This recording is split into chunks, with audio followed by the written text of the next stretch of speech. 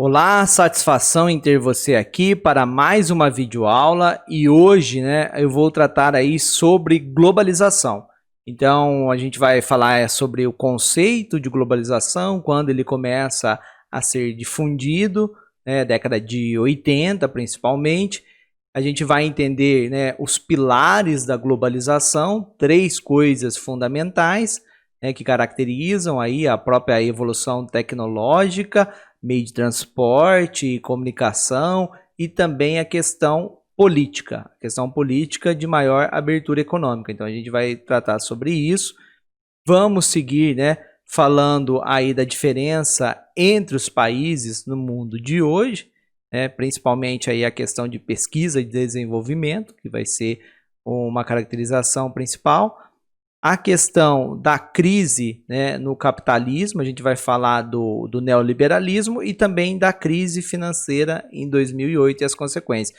E, por último, a gente acaba seguindo aí para questões de vestibular e fica aí um conhecimento, aí a gente vai falar de vários conceitos aí do Milton Santos e aí a ideia de uma outra globalização, que é o final, então, para a gente pensar de um modo crítico a globalização. Segue comigo, então, e vamos lá.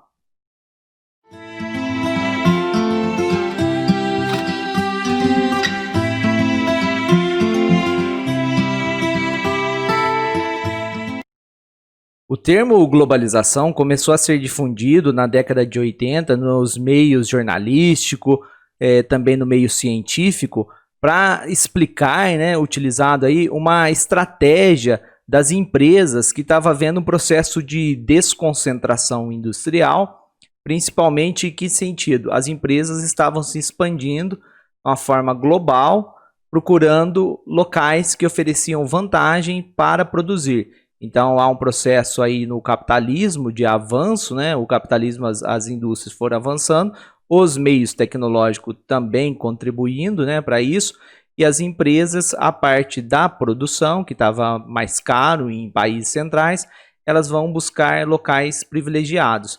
E aí, isso tudo leva, então, ao contexto que a gente vai estar explicando aqui sobre a globalização. Os franceses utilizam o termo mundialização, mas a ideia é a mesma. Então, você vê globalização, mundialização, pensa nesse sentido.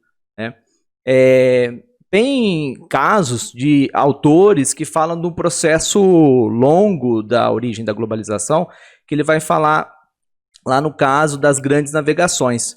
Mas isso é pouco utilizado, tá? Essa ideia de um processo longo, porque isso é todo um avanço, que teve do capitalismo, mas o que caracteriza mesmo, é o caso da revolução dos meios de informação, década de 70, década de 80, então isso que vai caracterizar e por isso vem esse termo nessa época, especificando esses acontecimentos, e principalmente depois, com o fim da União Soviética em 91, aí mais ainda faz sentido porque vários países então acabam tendo uma economia ali de mercado interligada e aí como esses países socialistas, no caso sobraram poucos países socialistas e alguns até fizeram uma transição para uma economia de mercado em si, mantendo a economia com estrutura capitalista e a parte política com estrutura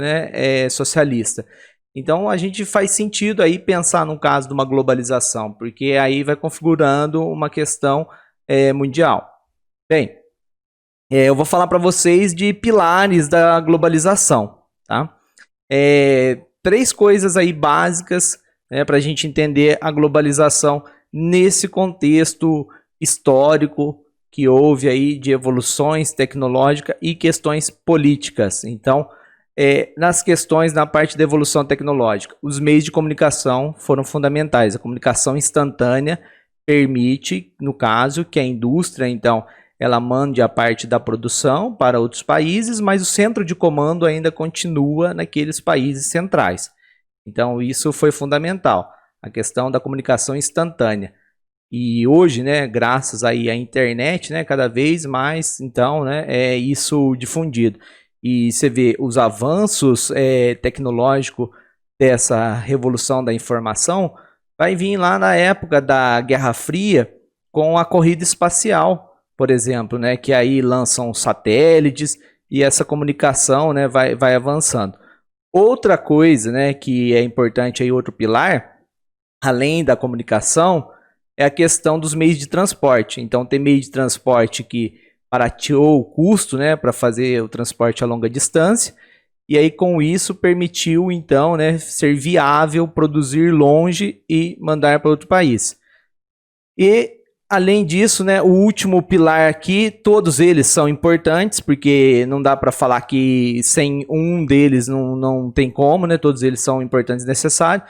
E aí muitas pessoas esquecem desse último, né, que tem que haver acordos entre os países, né, acordos econômicos de abertura entre os países para aceitar essa troca de mercadorias, porque isso, essa parte, né, acaba sendo aí fundamental para o processo de globalização.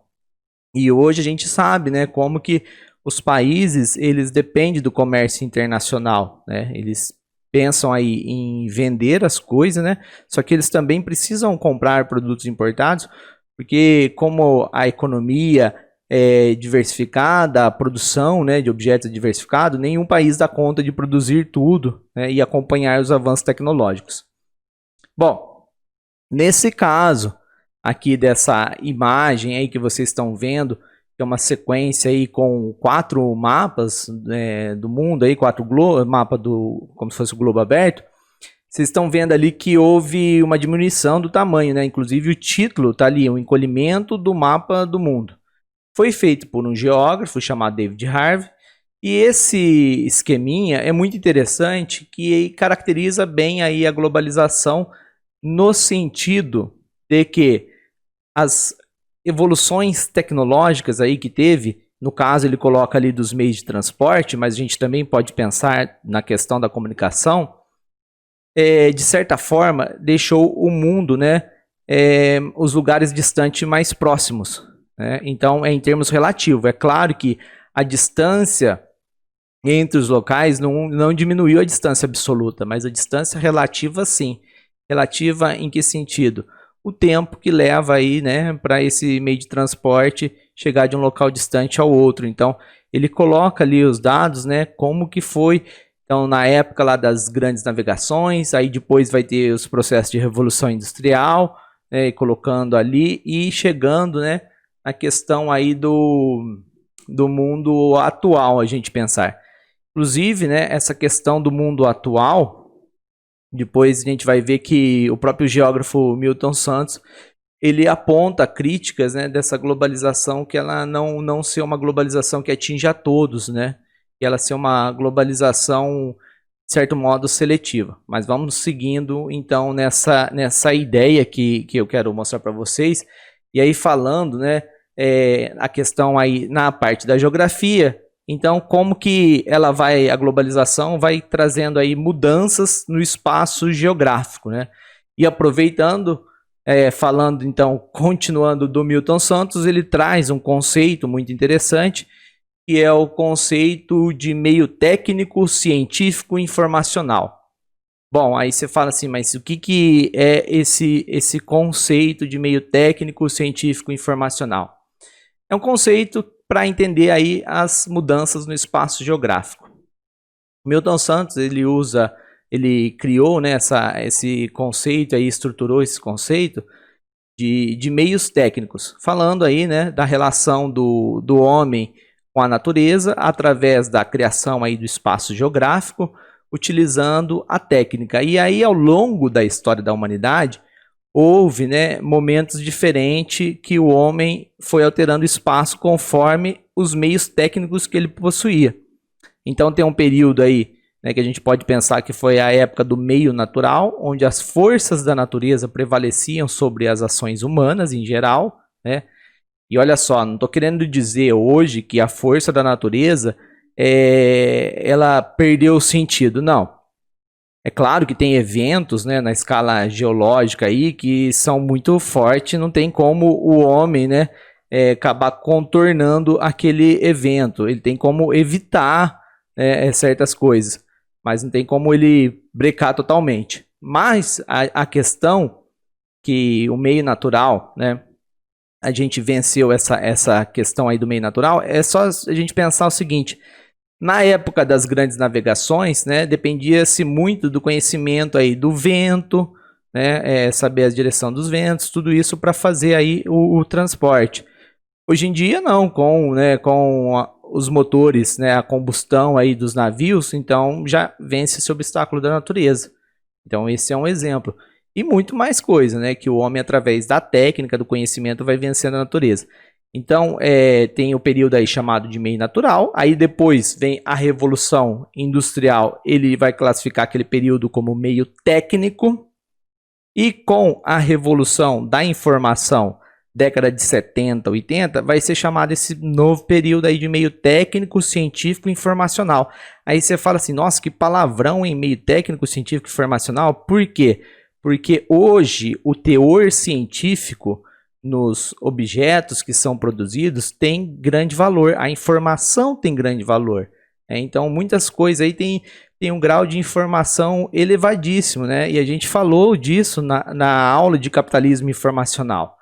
Então, essa característica do espaço geográfico hoje, que a gente vai vendo aí, a questão de como o meio técnico, científico, informacional, ele vai aí, né, se espalhando pelo mundo, não vai para todos os locais, claro, mas conforme o espaço aí de produção global, as indústrias têm interesse, e aí vai estruturando com obras de engenharia, infraestrutura, tudo para acelerar os fluxos da produção. Então, que tipo de obras de engenharia? Autoestrada, que é aquelas rodovias de pista dupla, no caso, meios de comunicação rápido, que é o caso de instalação de fibra ótica, tudo que permite a internet, proximidade de portos, aeroportos, então toda essa estruturação do território. E o território, no contexto da globalização, a gente percebe o seguinte, que as relações das empresas e tudo mais, elas se organizam, em uma ideia aí de rede, a gente pensar aí no conceito de rede. E certos locais no espaço geográfico são os nós da rede. Então, aí quando a gente pensa aí em rede, pensa no conceito mesmo de rede, vou pegar aqui duas canetas para mostrar. Pensa lá, a rede é o quê? Um conjunto de linhas que se cruzam, Pensa aqui, ó, fez um cruzamento, Aqui seria então o nó da rede, essa parte que cruza. Mas por que eu estou falando isso? Pensa no caso, no espaço geográfico. Então, o caso da globalização, através aí, caracterizando o tal do meio técnico, científico e informacional, certos locais terão mais importância que outros. Por quê? Porque certos locais estão aí, no nó da rede global, no nó da rede aí do capitalismo, da expansão dessas empresas e tudo mais. Então, nesse sentido, não é todo o espaço geográfico, que tem aí a mesma, vamos dizer o seguinte, a mesma participação, a mesma inserção no mundo global. Não. Tanto é que a gente vê lá um conceito, chamado aí de cidade global. O que é uma cidade global? Aquela cidade que estaria no nó da rede, Então, é nesse sentido que a gente tem que pensar. A globalização, eu falo muito aqui, da questão do lado econômico, mas o primeiro momento, a primeira dimensão dela seria essa daí, econômica. Mas ela vai além disso, Tem outras dimensões, a questão da influência cultural, a influência social, os meios de comunicação hoje, no caso das redes sociais, a gente vê essa padronização, que você vê que tem aí aplicativos que o mundo inteiro está utilizando, e você vê que tem assunto lá que é o mais falado na internet, então você vê como que está padronizando, a questão das políticas, a padronização do consumo e muitas outras coisas. Tem algumas coisas que são resistentes a essa padronização também. Então tem essa parte. E aí, o que a gente percebe é uma ideia bem interessante, que hoje com a globalização, o mundo global está cada vez mais presente no local. Como assim, eu estou dizendo, né? Como que o mundo global está cada vez mais presente no local? Basta ver que com o acesso à internet a gente tem, né? A gente acompanha notícias do mundo inteiro. A gente consegue acompanhar. Está acontecendo tal fato em determinado país, está tendo uma eleição num país, a gente está sabendo lá como que foi a apuração de votos, isso, aquilo, outro. Se teve um evento lá em outro país, sei lá, um evento esportivo, a gente está acompanhando de forma instantânea. Aconteceu algum desastre, a gente está sabendo. Então, tudo desse jeito, né? E além disso, o nosso dia a dia é cercado aí, né? A gente tem um monte de mercadorias que vem de diversas partes do mundo, né, e chega até nós, né? Então a gente tem essa questão. Só que também o local também influencia no global, tá? É claro que alguns locais influenciam mais e outros menos, mas também tem essa relação da influência do local ao global. Tá? Então é nesse sentido. Então forma aí, né, com a globalização que a gente chama, que se chama, né, de sistema mundo, porque em muitos casos, né, os países então estão integrando as economias, estão pensando em estratégia aí para ter a atração do capitalismo financeiro, né, de investimentos financeiros, estão pensando na melhor forma de atrair indústrias, né, então forma aí um sistema mundo, coisa que antes, né, antes era antes que eu falo assim, na época lá das grandes navegações, descobrimento, existiam como se fosse vários mundos, né, separados e não um sistema mundo só, que hoje a gente vê que predomina, né, o pensamento aí dos países centrais sobre os outros países e a população também querendo seguir aquele estilo de vida e tudo mais. Bom, falando aqui, né, sobre cidades globais, quero que vocês observem esse mapa, né? Tá ali mundo, cidades globais. E aí a gente vê, né, como que a questão da globalização, a rede, né, não atinge todos os locais, porque tem algumas cidades do mundo que tem uma presença global aí, né, uma presença na globalização como um nó da rede, né? E no caso aqui da América do Sul, a cidade mais importante aí como nó da rede é São Paulo, tá? O país que tem mais cidades globais são os Estados Unidos. E aí existe até uma classificação entre os tipos de cidades globais, né? Cidade global alfa, beta, gama, né? Conforme o nível aí de participação no mundo global. E quando eu estou falando dessa participação no mundo global, é em que sentido? De ter empresas, né? No sentido de ter sede de empresa, escritório ali, né? Que tenha representante comercial e tudo mais, parte de marketing, tudo essa parte que influencia então no mundo global. Então, o nó da rede nesse caso. Aí, né, é importante, né, a gente pensar na seguinte questão, né, além do caso, né, das cidades, né, as cidades globais, né, pensar também o que caracteriza o avanço dos países hoje, né? O que é importante? Olha só, o capitalismo ele foi evoluindo, né, de uma forma que eu falei que a gente vive aí no capitalismo numa era que o teor de informação, o conhecimento é muito importante aí na produção. Então, o conhecimento gera valor agregado às mercadorias, é nesse sentido. Então, cada vez mais a ciência está presente, né, nos objetos. E o que vai caracterizar os países entre serem, né, desenvolvidos no mundo de hoje não é simplesmente o fato de terem indústrias, mas sim o quanto que pesquisa e gasta aquele país, né, investe em pesquisa, investe na educação, em cientistas, tudo mais. Né? É esse sentido. Por quê? Porque esse investimento, depois, ele volta para o país na forma de pagamento de licenças, chamados lá royalties, né? Então, volta dessa forma. Para ter uma ideia, no caso aí, né, no mundo, no ano de 2014, né, dados aí do ano de 2014, os Estados Unidos, eles chegaram a investir do PIB deles, né, que era a produção lá de mercadorias e serviços, o total, né, que teve no ano de 2014, eles investiram o equivalente a 484 bilhões de dólares. E aí, quando você compara o Brasil no mesmo ano, investiu 27 bilhões de dólares. Então, você vê a diferença, né, de mais de 450 bilhões aí em investimento em pesquisa. E é fundamental para os países fazerem esse investimento, né, nessa área.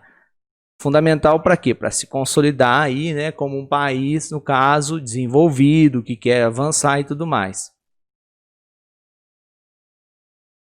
Olha só, agora eu vou tá mostrando aqui sobre essa tabela, países selecionados aqui na questão do gasto, no investimento, né, no investimento em pesquisa e desenvolvimento.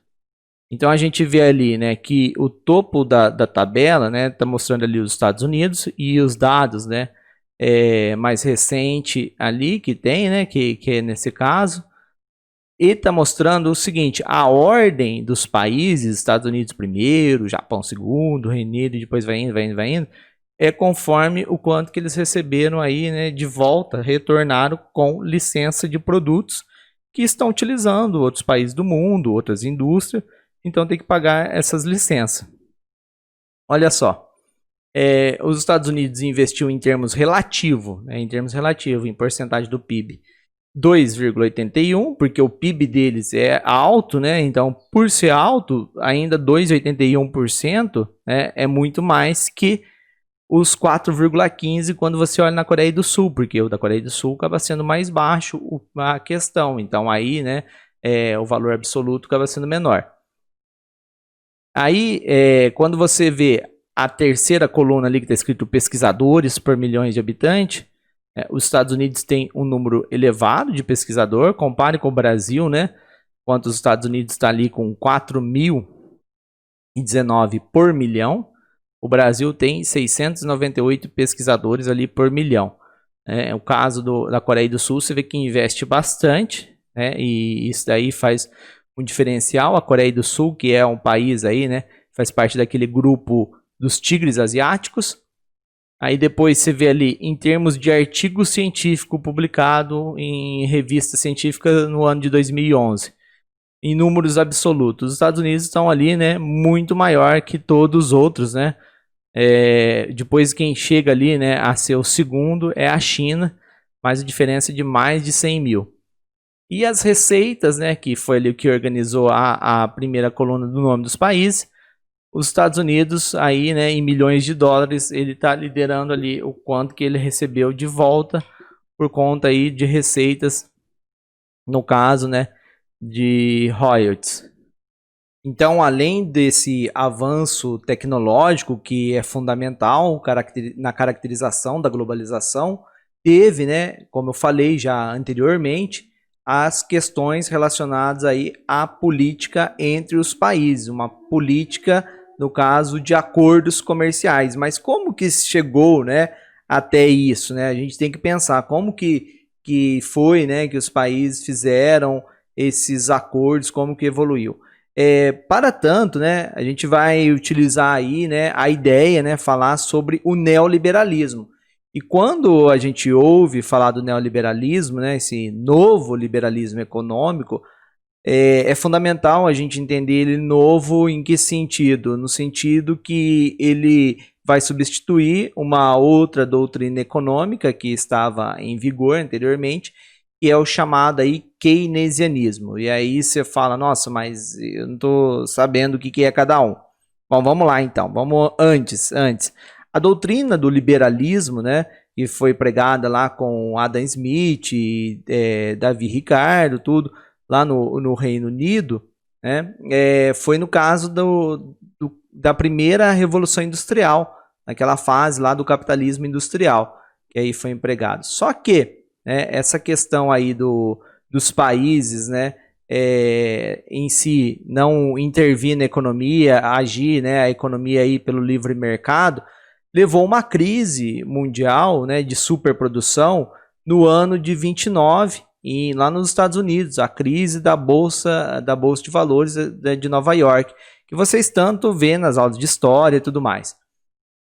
Para tentar resolver esse problema, né, que gerou lá essa crise de superprodução, gerando muito desemprego, empresas quebrando, bancos também quebrando, uma vez que a economia ali a produção estava interligada, que é a ideia lá do capitalismo financeiro, né, que precisa dos investimentos do banco na produção.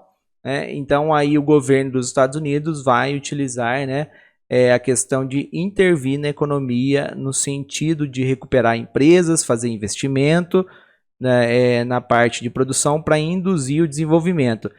Essa ideia, né, que foi lá aplicada na época, o governo que foi recuperar a economia dos Estados Unidos foi o Franklin Roosevelt, né, que viveu lá de 1882 a 1945.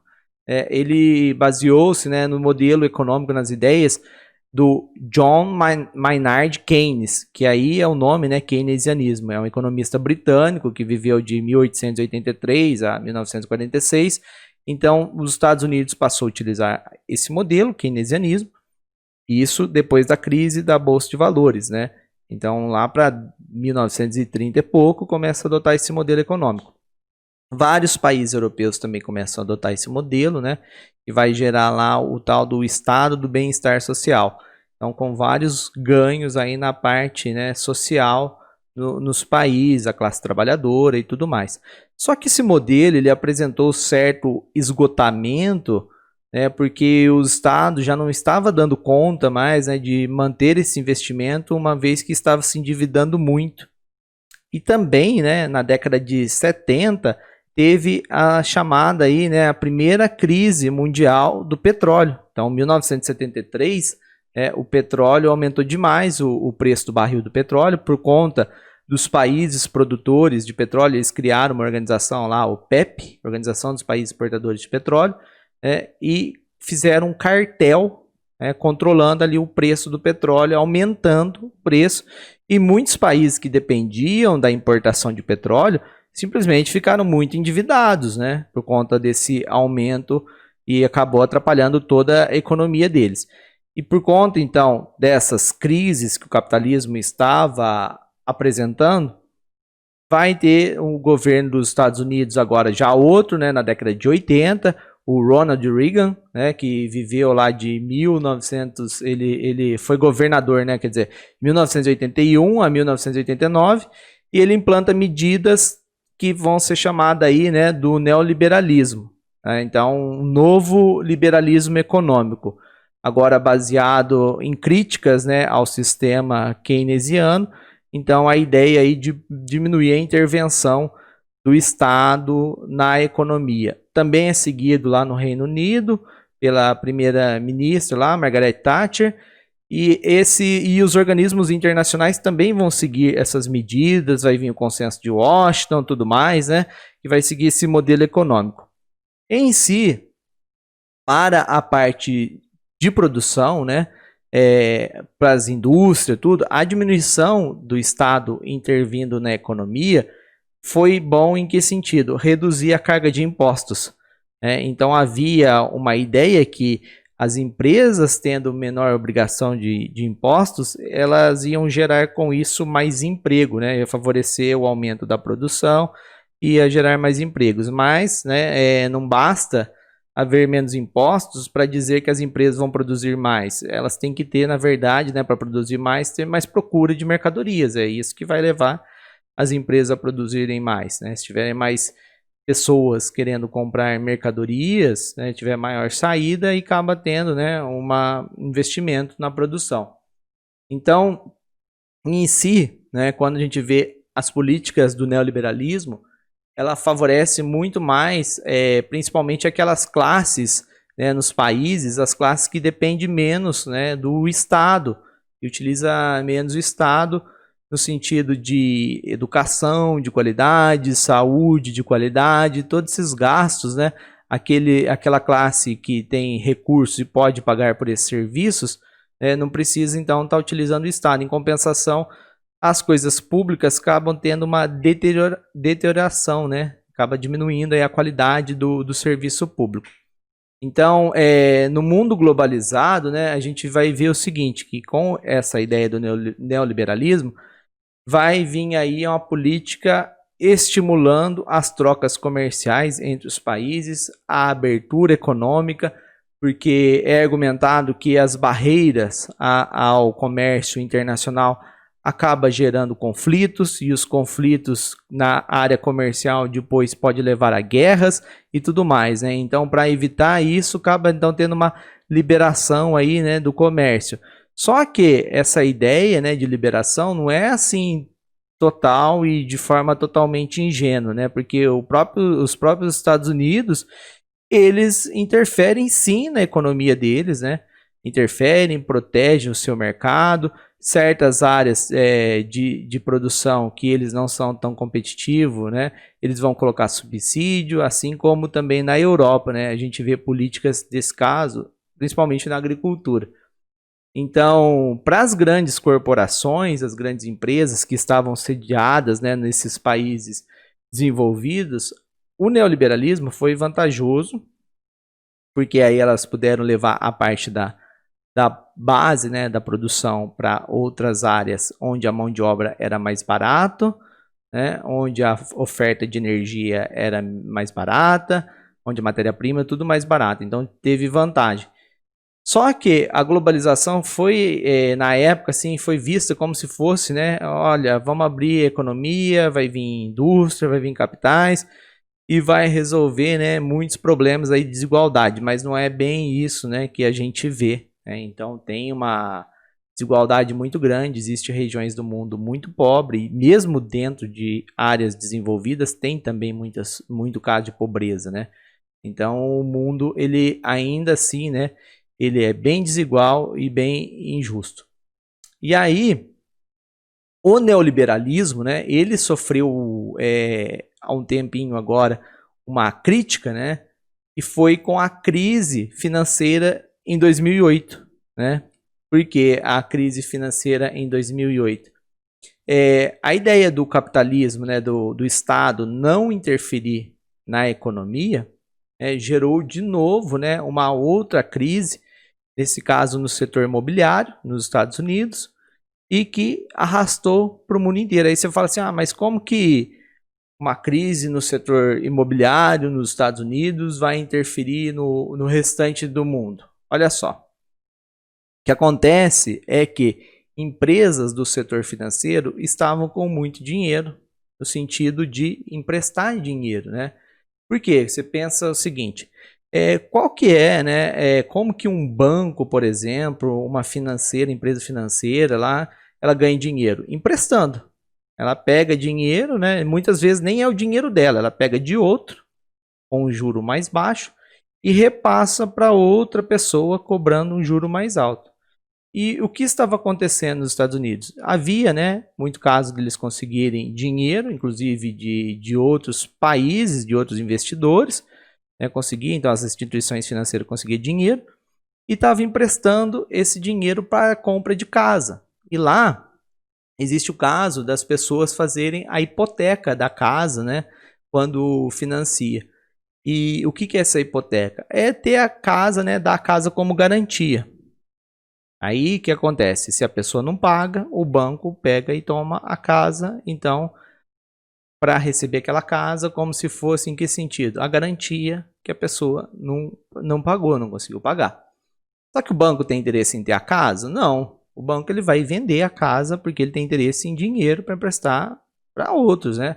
É isso que ele ganha, né? O banco ele não está produzindo nada. Ele precisa, como que ele ganha, né, no sistema capitalista? Ele pega dinheiro, passa o tempo e o dinheiro aumenta por conta do juro. Então foi isso é isso que acontece, né, no caso do sistema financeiro. E quando a gente pensa uma crise no sistema financeiro, nos bancos, ela interfere o mundo inteiro, porque principalmente nessa fase do capitalismo, muitas empresas têm ações ligada com bancos, tem bancos que têm ações em empresas, tem dinheiro emprestado por causa da produção e tudo mais. Então está tudo interligado, aí é onde vai se arrastando as coisas, né? Então o que aconteceu? As instituições financeiras estavam com bastante dinheiro e começaram a emprestar. Só que tinha um público, né, que pegava dinheiro emprestado que dava conta de pagar, que era um grupo que conseguia, estava trabalhando, tudo, e o preço das casas foi aumentando, porque a procura estava elevada, acelerada. Só que as empresas, né, financeiras aí, o setor de financiamento, quis emprestar mais dinheiro ainda para o povo, mas principalmente para grupos de risco, né? Grupos aí que não sabia aí, né, se conseguia pagar ou não. E aí foi chamado até, né, esses títulos, né, chamado aí de subprime.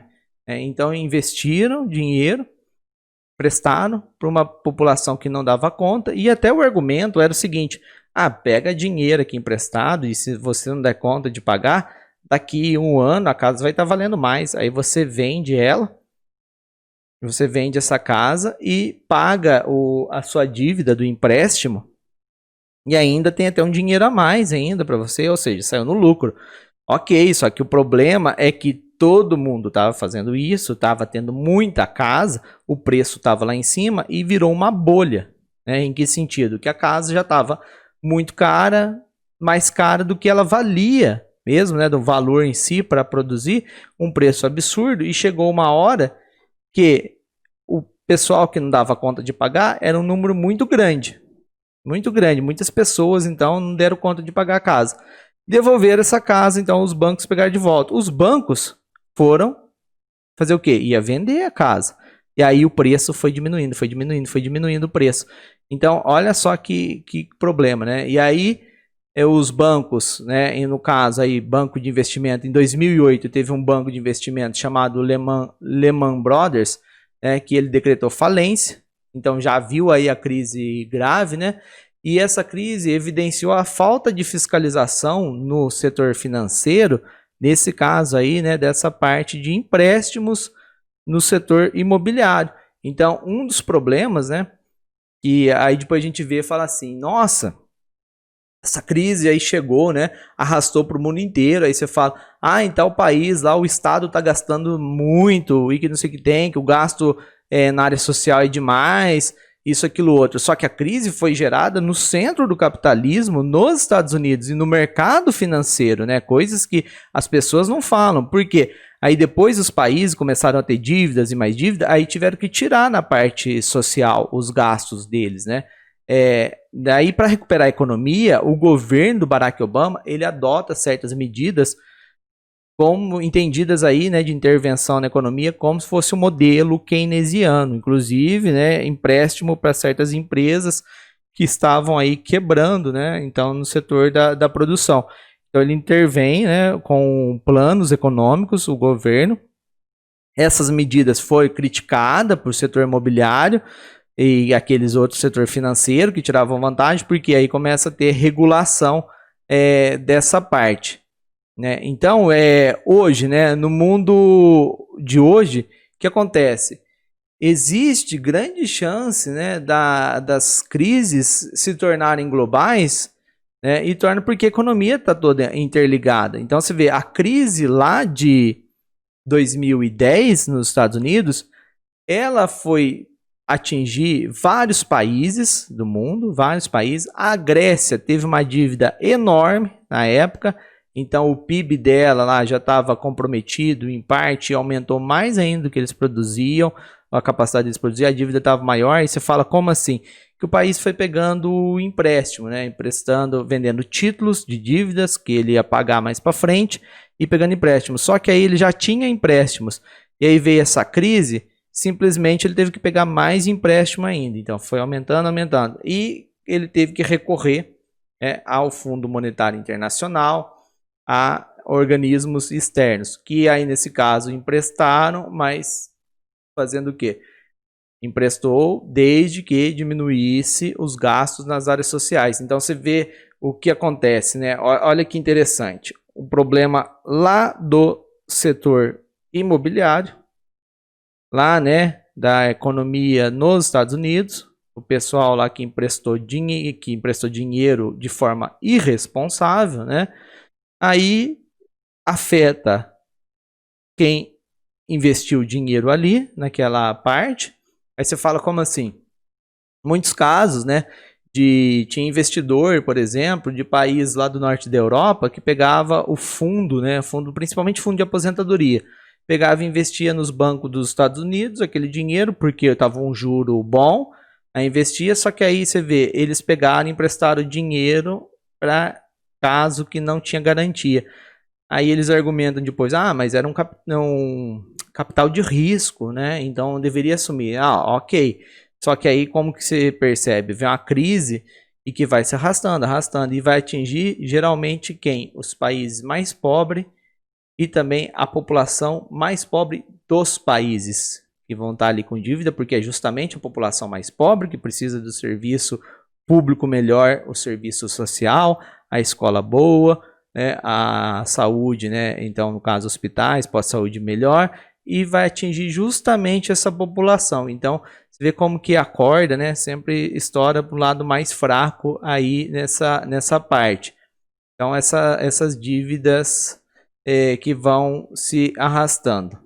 Bom, aí vamos ver aqui essa tabela, né, sobre essa questão da dívida pública. Olha só, tá ali os países, né, quanto que estava a dívida absoluta dele e quanto que está em relação ao que ele produz em termos do PIB, né, o Produto Interno Bruto, que ele produz ali em termos de mercadorias, serviço, mais impostos. Então você vê, a Grécia, ela estava ali em 2008 com uma dívida já que era mais alta que a produção do PIB, e 2008 foi o ano da crise. Olha como que foi estourar, né, em 2011 e depois ainda se arrastou 2014, né? E aí você percebe outros países como conseguiram enfrentar melhor, né, porque não estava nessa dependência tanto, mas teve casos aí de países que teve, né, a dívida em si dele estava, né, um caso grave, que é o caso ali que a gente vê desses primeiros, o caso da Grécia, da Itália, e também chama atenção ali Portugal. Os Estados Unidos também, né, se acabou aí tendo uma dívida, mas ainda, né, os investimentos deles, né, foi reativando a economia. E o crescimento mundial do PIB ficou, né, devagar também, né? Você vê aí que houve até um decréscimo em alguns países. Se acompanha ali o ano de 2007, estava um crescimento alto em relação ao 2006. Então a China tinha crescido ali 14%, né, 14,2%. Aí em 2008 ela teve um crescimento, ainda ela teve outros crescimentos, mas foi diminuindo. Só que a China, a capacidade dela de produzir, né, no caso assim, na globalização, ela é como se fosse aí a fábrica do mundo, né, em si.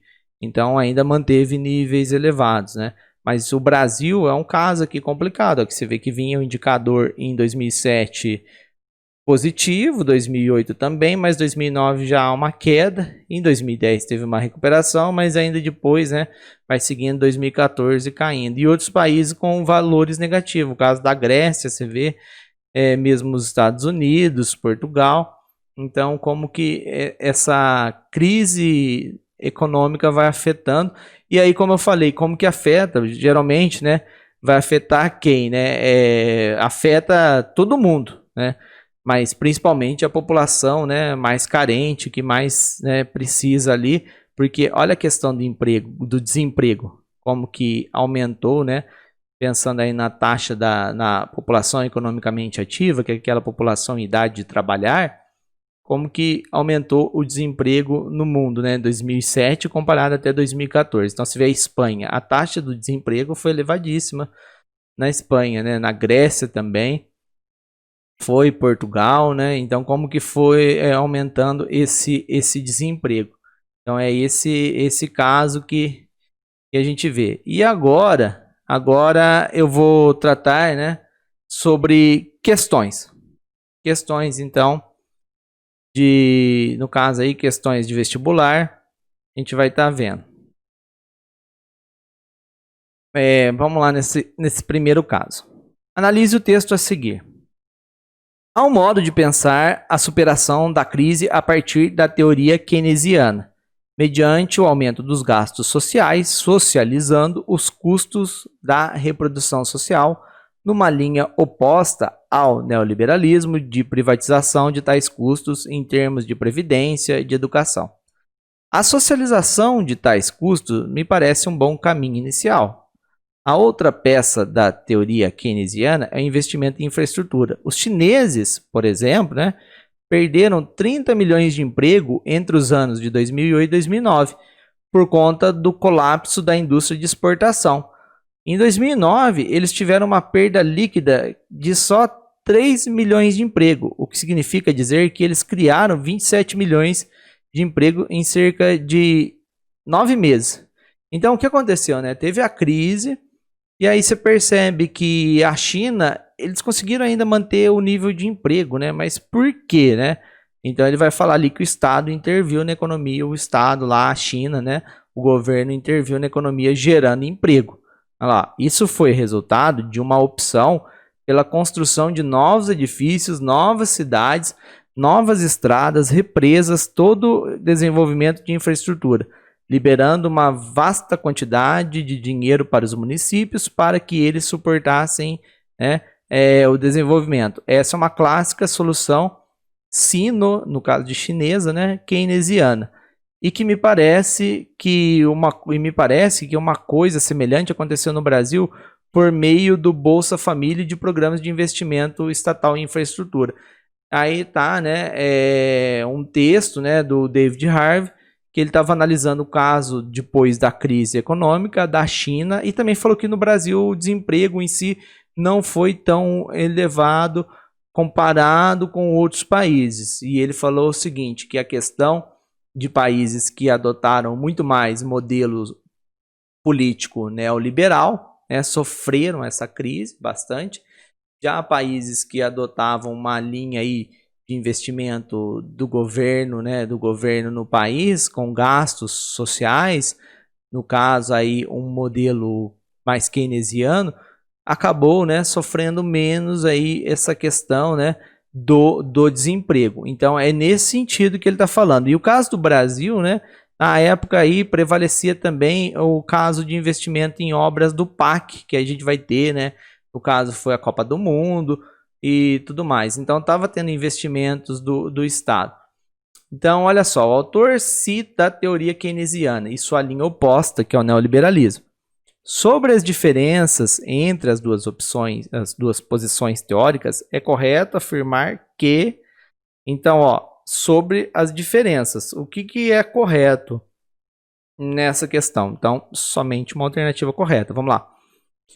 Keynesianismo é um conjunto de ideias que propõe intervenção do Estado na vida econômica, enquanto o neoliberalismo é um sistema econômico que prega uma participação mínima do Estado na economia. Correta. Vamos ver as outras então. Ideário do neoliberalismo tem como ponto forte o aumento da participação do Estado nas políticas públicas. Não é o caso do neoliberalismo, ele quer que diminui, né? Não é aumentar a participação do Estado. Enquanto o keynesianismo fomenta a liberdade e a competitividade de mercados. Não, aí o keynesianismo intervém na economia, então está ao contrário. Neoliberalismo estimula os valores de solidariedade social conduzida pelo Estado máximo, enquanto o keynesianismo faz a defesa de um mercado forte em que a iniciativa privada deve intervir como promotora de privatizações. Não, aí é o contrário, né? A questão da interferência do Estado em como condutor, né, do desenvolvimento, acaba sendo, mas não chega a ser um Estado máximo também, porque não teria aí recurso, não é ser dono dos meios de produção, né, o Estado como no sistema do socialismo, não é nesse sentido, é ele promover principalmente infraestrutura, investimento para manter emprego, para aumentar o poder de consumo da população e favorecer também o comércio, né? O ideário keynesianismo defende um mercado autorregulador no qual o indivíduo tem mais importância que o Estado. Não, esse é o caso do neoliberalismo. E o neoliberalismo argumenta que quanto maior for a participação do Estado na economia, mais a sociedade pode desenvolver buscando um bem-estar social. Então está ao contrário. Poder da publicidade na sociedade de consumo para satisfazer a população é um grande aliado da política keynesiana. enquanto ideias neoliberais não são favoráveis às soluções de mercado. Pelo contrário, o neoliberalismo vai dizer, né, para não intervir o Estado no mercado, né, como se fosse aí a ideia lá que já existia no liberalismo, né, opondo-se ao corporativismo empresarial. Não, então é a letra A. Aí a gente vê essa outra questão. O local e o global determinam-se reciprocamente. Uma vez, então, um interfere o outro, né? Uma vez de modo congruente e consequente, outros de modo desigual e desencontrado. Mesclam-se e tensionam singularidades, particularidades e universalidades. Conforme o sociólogo Anthony Giddens, né, a globalização pode, assim, ser definida como a intensificação das relações sociais em escala mundial, que ligam localidades distantes de tal maneira que acontecimentos locais são modelados por eventos ocorrendo a muitas milhas de distância e vice-versa. Este é um processo dialético porque tais acontecimentos locais podem deslocar numa direção inversa as relações muito distanciadas que os modelam. A transformação local é, assim, uma parte da globalização. Então, foi adaptado lá do Ottaviani, né, esse texto, e aí que ele usou esse sociólogo falando da questão da influência do global no local e vice-versa, né, nesse sentido. Nesse texto, escrito no final do século XX, né, o século XX que acabou aí em 2000, começou em 1901, então final, 1990, o autor refere-se a um processo que persiste no século atual, que é o século XXI. A partir desse texto, pode-se interferir que esse processo leva o quê? Né? Esse processo de interferência do global ao local.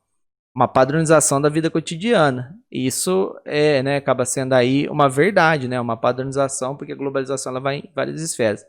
Melhor distribuição de renda no planeta? Não, isso não tem ainda muita desigualdade, né? Tem ainda muita pobreza. Intensificação do convívio e das relações afetivas presenciais. Não, a tecnologia hoje está favorecendo até o não contato aí presencial, né? Maior troca de saberes entre gerações, né? Não necessariamente troca de saberes entre gerações. Tem hoje, né? Maior acesso à informação, as pessoas têm acesso. Agora tem que saber o seguinte: ter o acesso só não basta, tem que saber interpretar, utilizar a informação. Não basta ter quantidade. Retração do ambientalismo como reação à sociedade de consumo. Retração como se diminuísse, né? Pelo contrário, a questão da importância do meio ambiente está em pauta, essa discussão, né? Essa discussão aí sobre o meio ambiente vem lá, né? Com a Conferência do Meio Ambiente de 72, Estocolmo, a primeira da ONU. Depois tem a Eco 92, que foi no Rio de Janeiro, e ainda vai tendo, inclusive tem aí, né, o caso aí por conta das mudanças climáticas, né, que pode ter aí o aquecimento global, a discussão lá do Acordo de Paris para diminuir, para redução, né, do gasto, da emissão de gás carbônico. Olha só essa outra questão. Observe o mapa. Então tem ali o mapa, né, e tem os círculos e tá ali, né, número de patentes registradas nos Estados Unidos entre 1963 e 2003 por nacionalidade, né, do solicitante. Então, o pesquisador lá, o dono da patente, o que solicitou, né, a maioria a gente vê aonde, né, nos Estados Unidos. E isso vai reverter o quê, né? Eu mostrei uma tabela anteriormente nessa videoaula, uma tabela da questão lá da pesquisa e desenvolvimento, que eu falei da questão dos royalties, né? Então, o que esses países centrais recebem aí, né, de volta de pagamento de licenças para o uso de determinados produtos. Então, a gente vê que esse mapa está mostrando aí bem destacado os Estados Unidos, depois está vindo os países europeus no conjunto e também, né, o Japão. Então, ó, a distribuição espacial da produção técnico-científica entre os países parcialmente apresentado no mapa é um dos fatores que explica as desigualdades socioeconômicas entre as nações. Então, olha o que ele falou. A questão tecnológica explica a desigualdade entre os países. Verdade, né? Pela importância do mercado consumidor norte-americano, quase todos os produtos ou tecnologias relevantes no mundo, né, são registrados nesse país. Um resultado dessa espacialidade diferenciada é a formação de um grande fluxo financeiro internacional para as empresas daqueles países envolvidos. Então, eles recebem muito dinheiro por conta aí, né, de receber esse direito aí das licenças. Esse fluxo está mais associado ao quê? A também, né, alternativa aí, pagamento de licença, né? Capital para especulação não é, compensação de impostos não, investimento em infraestrutura também não. Essa outra questão, olha só a questão aqui que mostra aquela ideia da desconcentração industrial, né, que foi aí o que caracterizou o início aí o conceito, né, quando começou a ser falado o conceito de globalização, década de 80, né? Então, essa questão está sendo uma crítica, né? Por quê? Está mostrando ali três grandes navios, né? E mostrando assim, lucros para Hong Kong, empregos para a Índia, fábricas para a China. E aí tem ali um carrinho, né? As pessoas mudando para o Canadá. Pessoas dos Estados Unidos. E ali você vê que tá, né? Tá escrito Global Mart Corporation, né? Uma plaquinha. E tem ali como se fosse, né, os empresários capitalistas. E aí eles dizendo, né? E vocês ainda dizem que são verdadeiros americanos, né? Qual que é aí, né? Essa questão que mostra. Olha lá. A consequência do processo de globalização e a atual crise econômica nos Estados Unidos tem levado norte-americanos a procurar oportunidade de trabalho em outros países, como o Canadá. Na charge, a pergunta irônica do empresário expõe a seguinte contradição da atuação das empresas globais nos Estados Unidos. Qual que é a contradição nesse exemplo, né? Qual que é a contradição? Tá indo a parte da produção para esses locais, né, do mundo, só que o capitalista, o empresário, ele ainda está recebendo, tendo mais lucro ainda, né? Está tendo mais lucro, só que a população ali do país, né, no caso dos Estados Unidos, está tendo que procurar emprego em outros locais. Então, qual que mostra o problema? A contradição. Criação de rede planetária de transporte, limite de exportação de capitais? Não. Expansão da produção terceirizada, então terceiriza, manda para outros locais, e consumo dependente da empregabilidade. É isso, né? Porque expandiu para outros locais, obteve as vantagens, tudo, só que o maior mercado consumidor do mundo são os Estados Unidos. E aí, isso daí, como que a população de lá vai consumir? Ela precisa estar trabalhando, ela precisa ter emprego, né? Então tem essa questão aí, essa é a contradição. E a outra, prioridade de investimento no setor industrial de base e concentração financeira na Ásia? Não, não é esse caso, porque a concentração financeira ainda continua nos Estados Unidos, né, e também depois na Europa a gente vai ver, mas principalmente nos Estados Unidos, quando você pega as principais bolsas de valores, né, até bolsa de mercadoria do futuro e tudo mais, estão lá nos Estados Unidos. Política de ampliação dos benefícios trabalhistas e restrição à mobilidade espacial de imigrantes. Não é esse caso que está destacando e não é uma política que está beneficiando os trabalhadores, vocês estão tendo que ir para outro país, ali no caso, mostrando indo para o Canadá. Aí, né, vem essa questão bem interessante aí, uma questão que vai ser baseada aí num texto do Milton Santos, né, o geógrafo brasileiro, aí, o Milton Santos.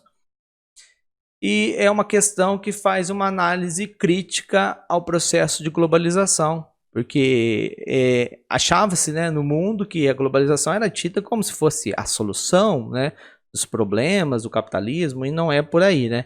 Então o Milton Santos ele vai fazer essa construção, né, usando esses termos. Olha lá, o mundo como fábula, o mundo como perversidade e o mundo como possibilidade, né? Você tem que pensar desse jeito, né? Então, o mundo como fábula, como uma história que contam pra gente que vai resolver o problema, abre a economia dos países, entra produto importado, vai ter também, vai chegar investidores, vai vir empresas, vai trazer emprego, isso, aquilo, outro, tarará.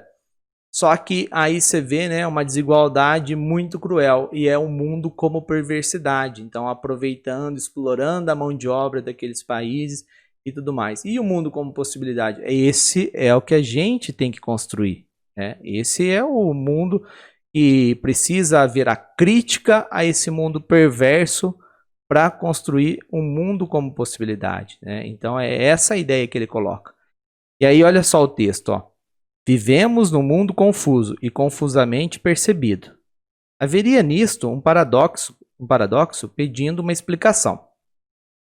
De um lado, é abusivamente mencionado o extraordinário progresso da ciência e das técnicas, das quais um dos frutos são os novos materiais artificiais que autorizam a precisão e a intencionalidade. Então, de um lado, se fala bastante dos avanços tecnológicos e que são importantes, né?